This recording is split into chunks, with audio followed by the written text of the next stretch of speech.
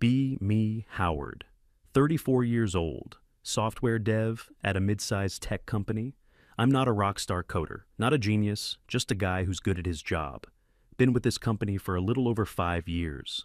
I show up on time, I do my work, I hit my deadlines, and I help out the junior guys when they're stuck. You know the type.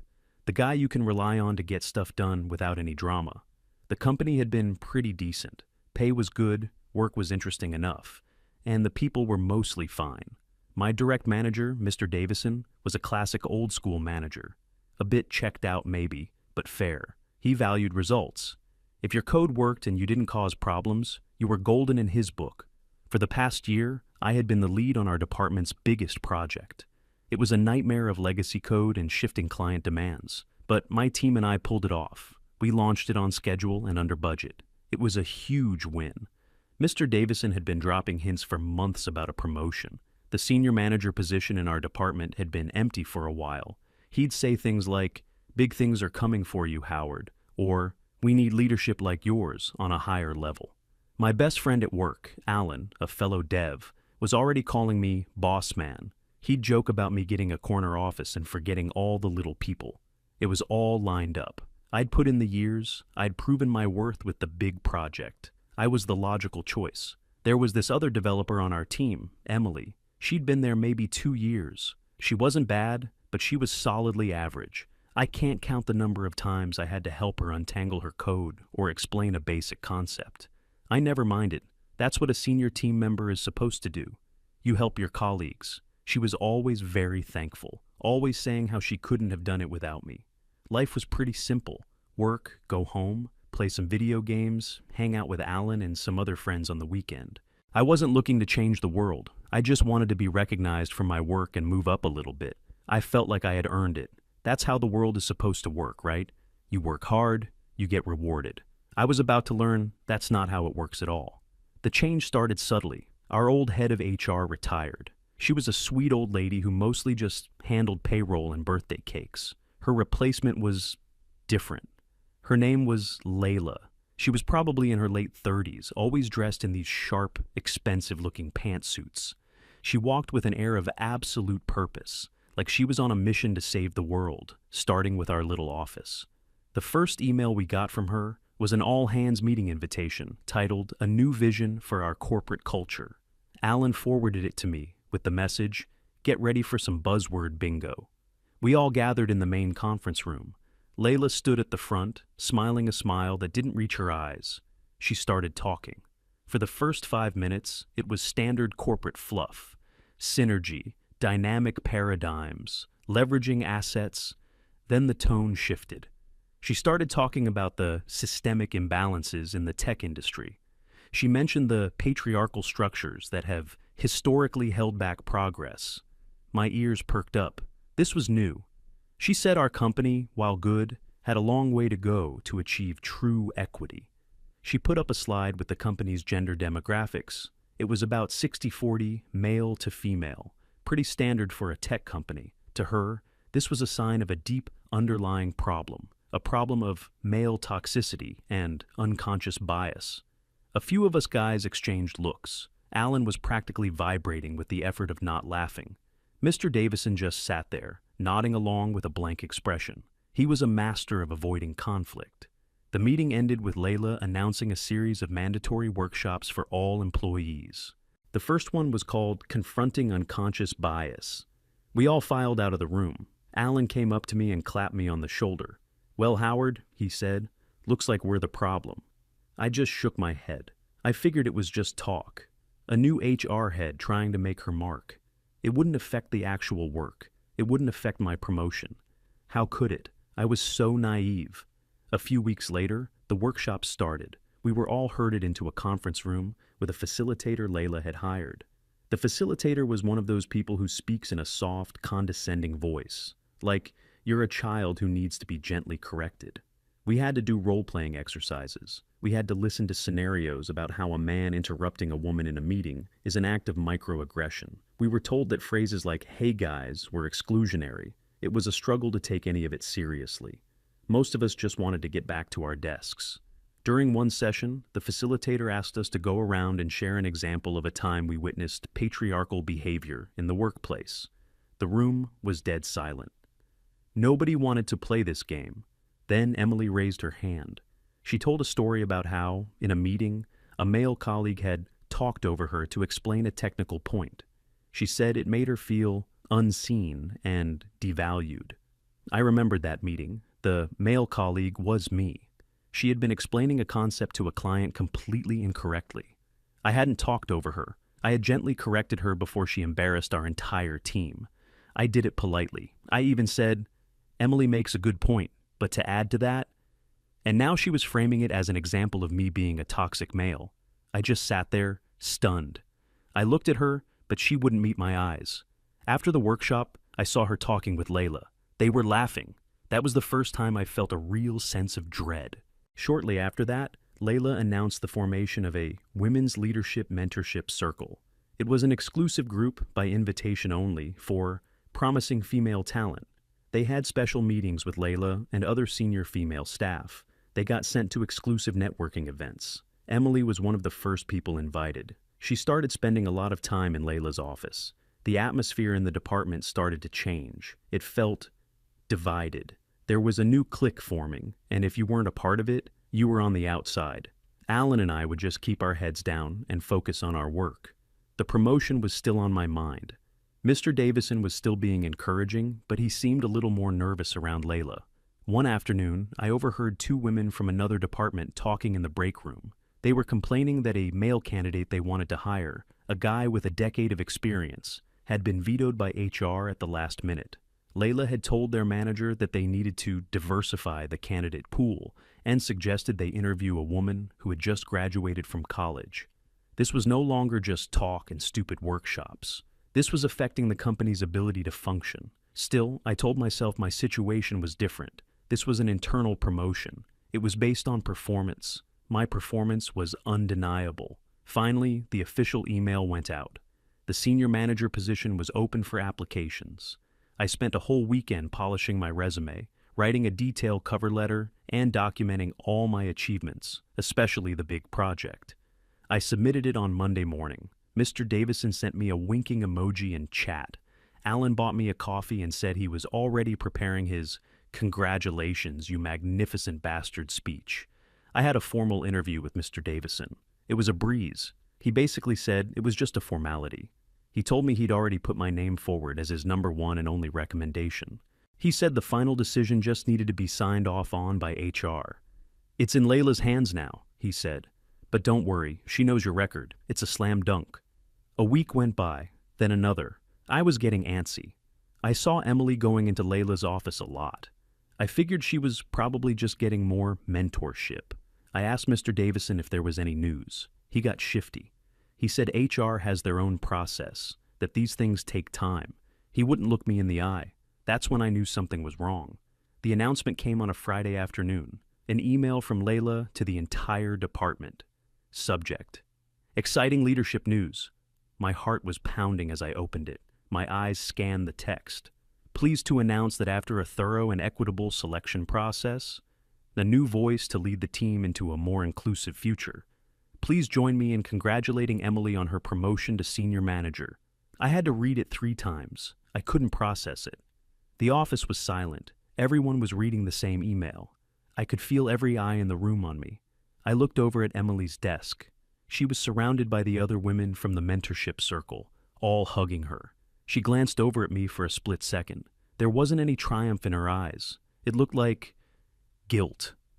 Alan came over to my desk. He didn't say anything. He just put a hand on my shoulder and squeezed. I felt numb. It wasn't just disappointment. It was a profound sense of injustice. 5 years of hard work, a career-defining project, all for nothing. I was passed over for someone I had personally trained, someone who was objectively, demonstrably less qualified. I packed up my things in a daze and left for the day. I couldn't stand being in that room. That weekend was one of the worst of my life. I just sat in my apartment, replaying everything in my head. What did I do wrong? Was I not good enough? But it wasn't about being good enough. I knew I was. This was something else. On Monday, I came into the office with a single goal. I needed an explanation. My first stop was Mr. Davison's office. I knocked and walked in. He looked up and visibly flinched. I asked him straight up what had happened. He started stammering. He wouldn't give me a straight answer. He talked about a new strategic direction and Emily's potential for growth. He kept using corporate buzzwords, like he was reading from a script Layla had written for him. I pressed him. I said, "You told me I was your #1 pick. You said it was a slam dunk. What changed?" He just sighed and looked down at his desk.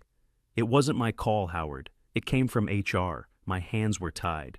He was a coward. He wouldn't fight for his own best employee because he was scared of the new HR lady. I felt nothing but contempt for him. I knew I wouldn't get a real answer there. So I went to the source. I walked to Layla's office at the other end of the building. Her door was open. She was typing on her laptop and looked up as I stood in the doorway. "Howard," she said, her voice dripping with fake sympathy. "Come in. I'm glad you came. I know this must be difficult." I walked in and sat down opposite her desk. I decided to be direct. "I want to know why I wasn't chosen for the position," I said. She leaned back in her chair and steepled her fingers. She looked at me like a scientist studying a bug. "Your performance review was excellent," she began. "You're a very capable developer." "Then why did Emily get the job?" I asked, cutting her off. "Her record isn't even close to mine." That's when her smile dropped. Her eyes went cold. "It's not just about records, Howard," she said, her voice turning sharp. "It's about the bigger picture. This department has been a boys' club for far too long. It's an environment that stifles female talent. My job is to correct that." I couldn't believe what I was hearing. She was admitting it. "So you're saying I didn't get the job because I'm a man?" She let out a short, sharp laugh. It was the most condescending sound I had ever heard. "Oh, don't be so dramatic. You're not being punished. You're just not being prioritized. We needed to make a choice that signaled a commitment to progress. We needed to empower a woman into a leadership role." I was speechless, the sheer audacity of it. "That's discrimination," I finally managed to say. She scoffed. "It's not discrimination when you're correcting a systemic imbalance. Men like you have had every advantage for centuries. It's time for you to step aside and let others have a chance. Think of it as your contribution to equality." I just stared at her. This wasn't an HR manager. This was a zealot. There was no reasoning with her. She genuinely believed she was on a righteous crusade. She believed that discriminating against me was a moral good. "You'll be fine, Howard," she said, her fake sympathetic voice returning. "You'll land on your feet, but Emily needed this. The company needed this." I stood up. I didn't say another word. I just turned and walked out of her office. My mind was racing. I was angry, yes, but underneath the anger was a strange sort of clarity. She had just handed me everything I needed. She had admitted to my face that I was denied a promotion because of my gender. As I walked back to my desk, I felt something shift inside me. The numbness was gone. The self-doubt was gone. All that was left was cold, hard resolve. This wasn't over, not by a long shot. Alan was waiting for me. He could tell from my face that it had gone badly. "Don't even tell me," he said. "Let's go get a beer after work, or 10. That night, we sat in a quiet corner of a bar. I told him everything, word for word, what Layla had said to me. Alan's jaw was on the floor. He wasn't the type to get angry, but I could see the fury in his eyes. That's illegal," he whispered. "She can't do that. She can't just say that." "She did," I said. "And she's so arrogant, she thinks she's untouchable." "So what are you going to do?" he asked. "Quit. You could get another job in a heartbeat." I took a long drink of my beer. "If I quit, she wins," I said, thinking out loud. "She gets exactly what she wants. One less man in the company. She'll just do this to someone else." "So you're going to stay and work for Emily?" "I couldn't do that, man. My pride wouldn't let me." "It's not about pride," I said. "It's about principle. She wronged me. The company let her wrong me. They're not going to get away with it." Alan looked at me, a slow grin spreading across his face. "You're going to fight them, aren't you?" I nodded. "I'm going to fight them, and I'm going to win." The next day I started my research. I spent my entire lunch break in my car, looking up employment lawyers on my phone. I found a firm that specialized in wrongful termination and discrimination cases. I made the call. I explained the situation to a paralegal who took down my information. She said a lawyer would call me back for a consultation. The call came 2 days later. The lawyer was a no-nonsense guy. He listened to my whole story without interrupting. When I was finished, there was a pause. "Mr. Howard," he said, his voice serious, "what this HR manager said to you, if you can prove it, is a textbook case of gender discrimination." "But it's my word against hers," I said. "How can I prove it?" "That's the challenge," he admitted. "We need more. We need documentation. We need evidence of a pattern. We need witnesses." He told me not to quit. He said the best thing I could do was stay at the company and be a model employee. And while I was there, I needed to gather every scrap of evidence I could find. So that's what I did. I became a quiet observer. I swallowed my pride and I went to work every day. Emily started her new role. It was awkward for everyone. She tried to lead team meetings, but she was clearly in over her head. She didn't have the technical depth to command respect. She would look to me for answers when she got stuck. I was polite. I was professional. I answered her questions. But I didn't volunteer anything extra. My days of mentoring her were over. I started an evidence folder on my personal cloud drive. I saved every email Layla sent out about her women-only initiatives. I made a note of every man who left the company and was replaced by a woman. Alan was my ally. He had my back. He forwarded me email chains from other departments that showed Layla's interference in their hiring processes. He agreed to write a sworn statement about my qualifications, the work I did on the big project, and how I had consistently helped Emily with her tasks. But I knew I needed something more. I needed a smoking gun. I needed Layla to hang herself with her own words, and I needed to be able to prove it. My chance came a few weeks later. It was a Friday. The company had one of those social mixers in the big break room, cheap beer and stale pretzels. Most people just showed up for 10 minutes and left. Layla was there, holding court with her circle of mentees. I saw her grab a beer. She seemed relaxed, confident, triumphant. I had an idea. It was a long shot, but I had to try. I took out my phone, opened the voice recorder app, and hit record. I slipped it into my shirt pocket with the microphone pointing out. Then I walked over to her. She looked surprised to see me. I put on my best "I've accepted my fate" face. "Layla," I said, "no hard feelings about the promotion, by the way. I get it. You had to make a tough choice." She beamed at me. This was exactly what her ego wanted to hear. She wanted me to admit that her decision was right. "Thank you, Howard," she said. "That's very mature of you. I'm glad you understand." "I do," I said, lying through my teeth. "I guess Emily was just the better candidate for your vision." She laughed, that same awful, condescending laugh. "Oh, Howard, it wasn't about her being better. Honestly, your resume was more impressive, but that's not the point." My heart was hammering in my chest. Keep talking, I thought. Just keep talking. "My job isn't to hire the most qualified person," she said, lowering her voice a little, leaning in as if sharing a secret. "My job is to dismantle the patriarchy in this company, one position at a time, even if it means passing over a qualified man for a woman with potential." She took a sip of her beer, looking incredibly pleased with herself. "Even if a man with the qualifications of a tech god had applied, I would have chosen Emily. We need female leaders. What we don't need is another entitled man thinking the world owes him everything." I had it. I had everything. I just nodded slowly. "Well, when you put it that way, it makes sense. Anyway, have a good weekend." I walked away, my hands shaking.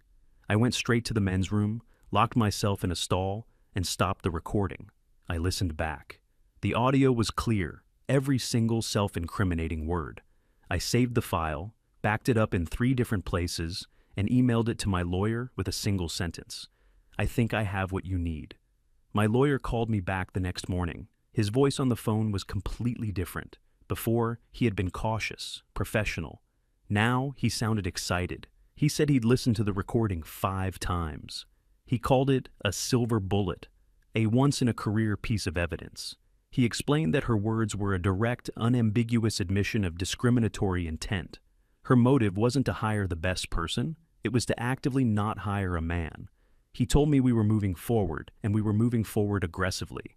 The first step was to officially file the lawsuit. He warned me that as soon as we did, my life at the company would change. They would know it was me. He asked me if I was ready. I said I was. I went back to work and just waited. I kept my head down. I did my work. I was a ghost at my own desk. The tension in the department was thick enough to cut with a knife. Emily was failing in her new role. It was obvious to everyone. Projects were falling behind schedule. Clients were complaining about her lack of technical knowledge in meetings. She started delegating most of her actual management tasks to other senior members, basically trying to get them to do her job for her. She tried to give me a complex task once, and I just told her, politely, that I needed the requirements properly documented before I could start. A task that would have taken her a few hours. She never got back to me. She was drowning, and everyone knew it. About 2 weeks after I sent the recording to my lawyer, the bomb dropped. I was sitting at my desk when I saw two people in suits walk through the office doors. They walked straight to Mr. Davison's office. A few minutes later, Layla was called in. The whole department was silent, pretending to work, but everyone was watching. Through the glass walls of the office, we could see animated, panicked conversation. Layla looked furious. Mr. Davison just looked terrified. The men in suits left. A few minutes later, my email pinged.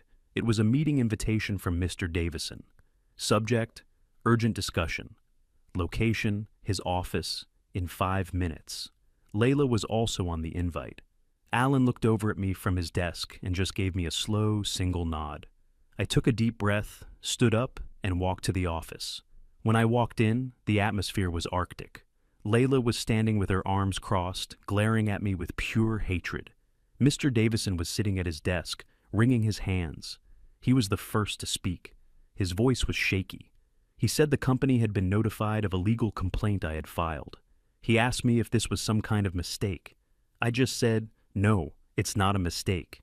Layla exploded. She started ranting about my male fragility and how I was trying to punish a successful woman out of spite. She said I was a bitter, mediocre employee trying to get a payout I didn't deserve. She said this lawsuit was proof of the very toxic masculinity she was fighting against. I just sat there and let her go on. I didn't say a word. I just looked at her. My lawyer had prepared me for this. He told me not to engage. Don't argue, don't explain, just listen. When she finally ran out of steam, Mr. Davison took over again. He shifted to a different tactic. He tried to sound like my friend. He talked about my long history with the company, all the good work I'd done.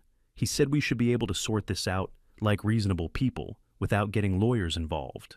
Then came the offer. He said the company, as a gesture of goodwill, and without admitting any wrongdoing, was prepared to offer me a severance package. It was 3 months' salary.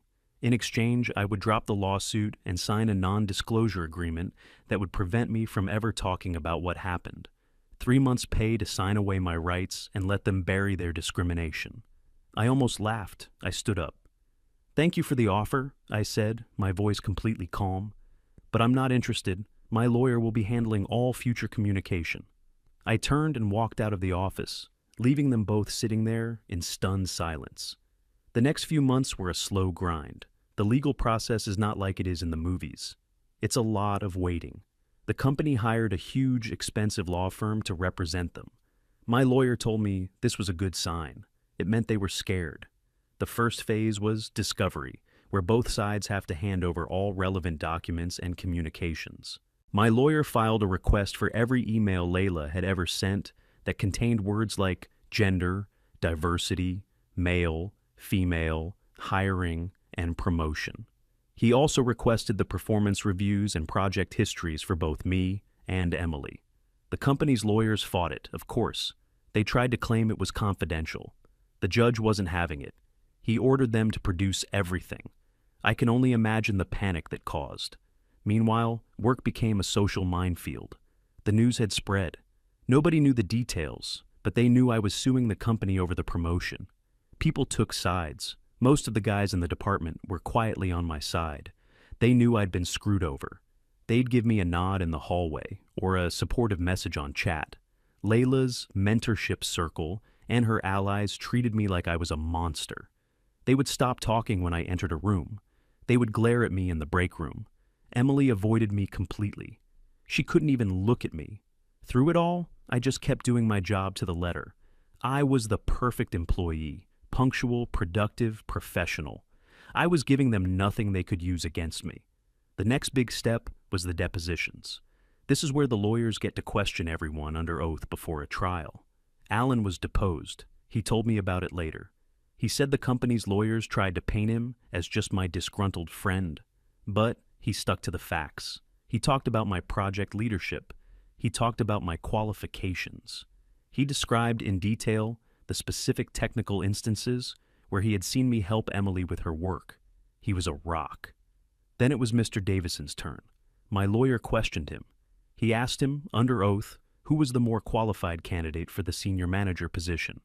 Davison squirmed. He tried to evade. He said they were both qualified in different ways. My lawyer pressed him, using his own performance reviews that I had provided.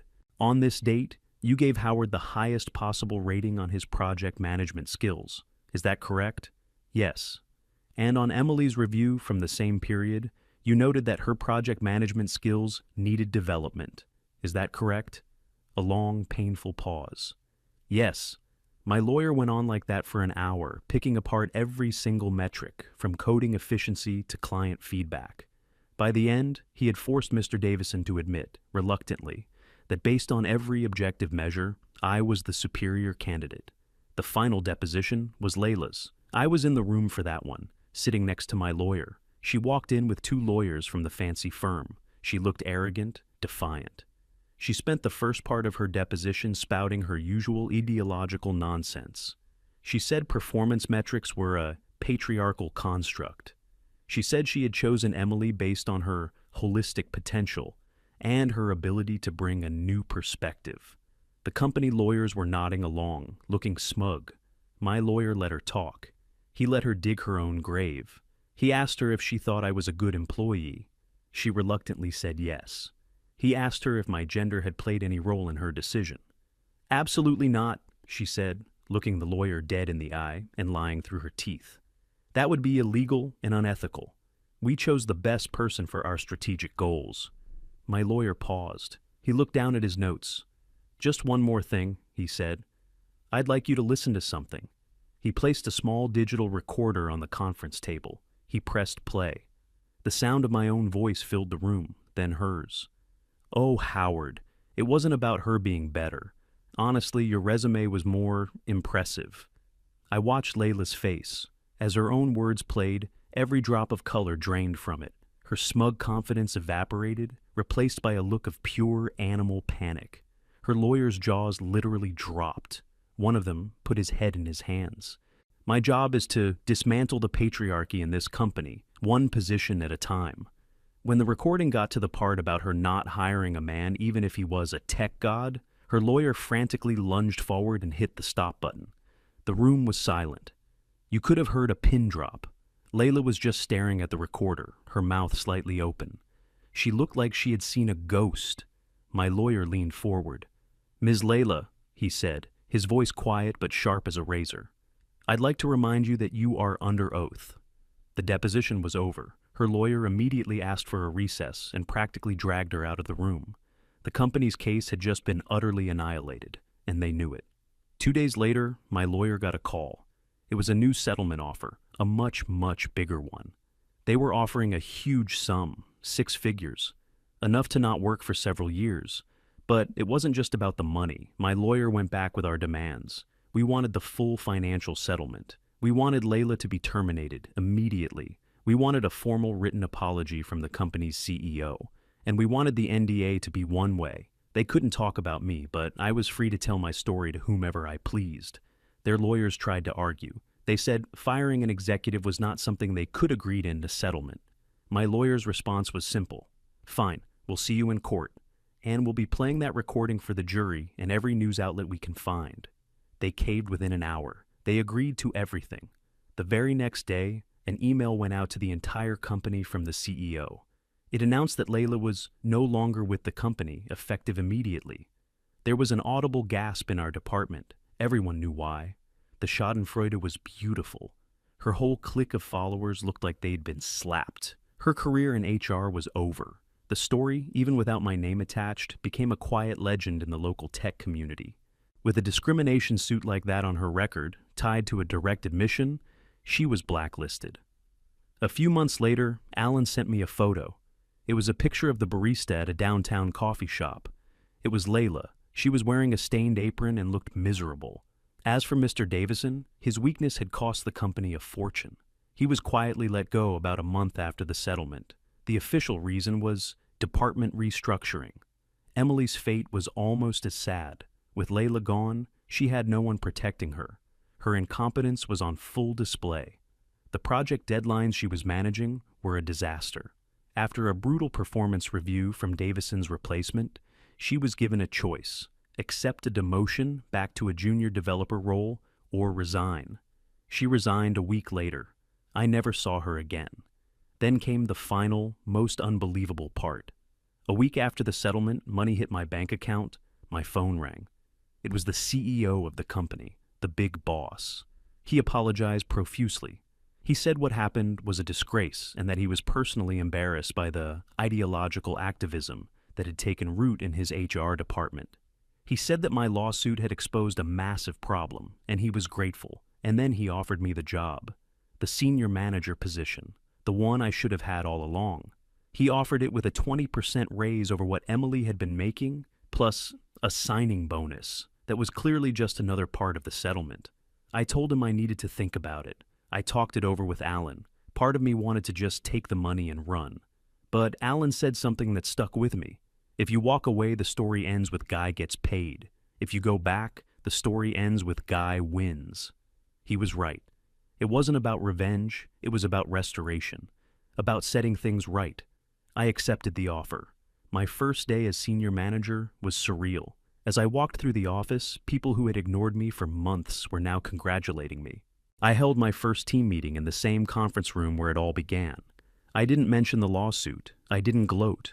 I just laid out my technical vision for the next quarter. I talked about getting our projects back on track. I talked about focusing on merit and results. The relief in the room, especially from the other male developers, was palpable. It felt like we could all finally breathe again. The work was hard. We had a lot of damage to undo, but the team was energized. We hit our targets. We fixed the broken projects. We earned back our clients' trust. About a year later, Alan poked his head into my office. It was a nice office. It even had a window. He was holding 2 cups of coffee. He handed one to me and leaned against the doorframe, a big grin on his face. "You know," he said, "I always told you you'd get the corner office."